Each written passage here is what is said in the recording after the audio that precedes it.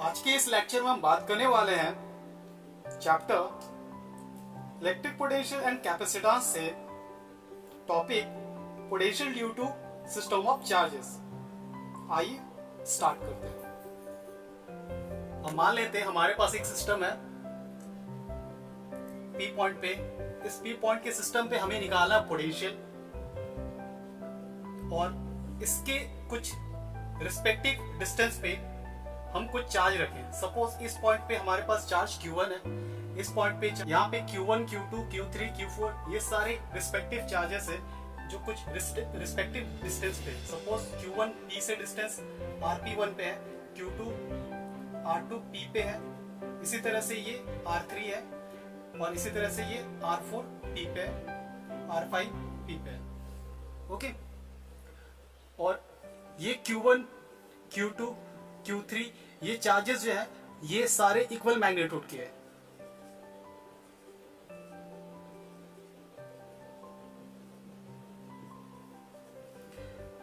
Equal magnitude के साथ साथ इनके पास कुछ रिस्पेक्टिव डिस्टेंस है, जैसे R1P, R2P, R3P। ये P का मतलब ये कि ये Q1 इस P पोजीशन से R1 डिस्टेंस पे, दैट मींस R1P डिस्टेंस पे। ये V1 है, जो V1 है पोटेंशियल। किसका पोटेंशियल है ये इस पॉइंट पे पोटेंशियल है Q1 चार्ज के लिए। तो हमें पता है कि जो पोटेंशियल होगा वो 1/4 pi epsilon not charge upon separation. तो हमारे पास चार्ज कौन सा है? Q1 चार्ज है और सेपरेशन दोनों के बीच में कितना है? R1P। तो ये हमारा इस चार्ज की वजह से इस पॉइंट पे पोटेंशियल है। तो इसी के रिस्पेक्ट में सभी चार्ज की वजह से इस पॉइंट पे पोजीशन क्या होगा? Similarly potential will be V2 due to Q2, potential will be V3 due to Q3, potential at P V4 due to Q4। और इन सभी रिजल्टेंट पोटेंशियल हम कैसे लिख सकते हैं? सपोज ये V2 है, V2 को हम कैसे लिख सकते हैं? Similarly V2 1/4 pi epsilon not Q2 R2P। इसी तरह से हम V3 भी निकालेंगे जो कि बराबर होगा 1/4 pi epsilon naught Q3 R3P। R2P and R3P are position vector, जो बता रहे हैं कि ये जो चार्जेस है वो P से किस रिस्पेक्ट डिस्टेंस पे हैं। By method of superposition principle, potential V at point P due to the total charge configuration is the algebraic sum of potential due to individual charges।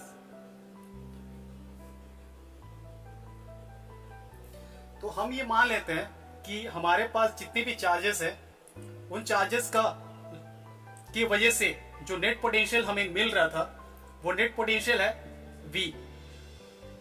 और ये नेट पोटेंशियल सारे individual charges की वजह से इस point पे मिल रहा था। हमें Q1 के लिए कितना मिला? V1। इसके लिए कितना मिला? V2। इसके लिए Q3 के लिए V3, Q4 के लिए V5। इसी तरह से ये सारे जो है वो इंडिविजुअल चार्जेस है जो इन चार्जेस की वजह से यहां पे पोटेंशियल बन रहा वो है। तो सुपरपोजिशन प्रिंसिपल हमें क्या कहता है कि ये जो सारे चार्जेस है ये सारे चार्जेस का सम होगा एक इंडिविजुअल नेट के बराबर। अगर हमारे पास और भी चार्जेस है V नेट तक, according to superposition we can add individual potential to algebraic sum to find V net. हम लोग हर इंडिविजुअल पोटेंशियल को अलजेब्रिक सम करके इसकी नेट V पोटेंशियल को निकाल सकते हैं अकॉर्डिंग टू सुपरपोजिशन। तो हमारे पास इंडिविजुअल फॉर्म भी क्या है? इंडिविजुअल फॉर्म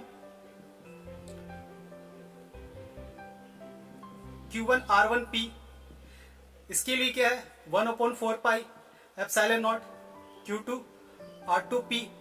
इसी तरह से ये एंड टर्म्स तक जाएगा। Qn 4 pi epsilon naught R N P. आगे हम यहां से कुछ चीजें को कॉमन आउट कर सकते हैं, जैसे 1/4 पाई एप्सिलॉन नॉट, ये कॉमन आउट है। बचा हमारे पास क्या, Q R1P plus Q2 R2P। इस तरह से ये होगा सोन।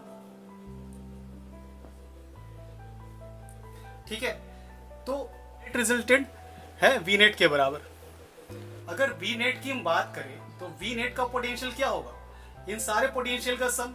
अब ये सारे पोटेंशियल तो एक ही जगह पे नहीं है ना, ये सारे अलग अलग डिस्टेंस पे, अलग अलग पोजीशन वेक्टर पे। तो हम मान लेते हैं कि इन सारे अलग अलग डिफरेंट पोजीशन वेक्टर के बदले एक नेट एवरेज, सपोज हमारे पास R1 R2 R3 इस तरह से पोजीशन है, R1 R2 R3 P position तक, तो इनको हम एवरेजली मान लेते हैं R। और हमारे पास जो चार्ज है Q1 Q2 Q3 इस तरह से डिफरेंट चार्ज है, तो इन सारे चार्ज को हम एवरेजली मान लेते हैं Q। तो इन कंडीशन में हमारे पास V नेट जो आएगा वो होगा पाई epsilon not Q R P, ये हमारे पास V नेट होगा।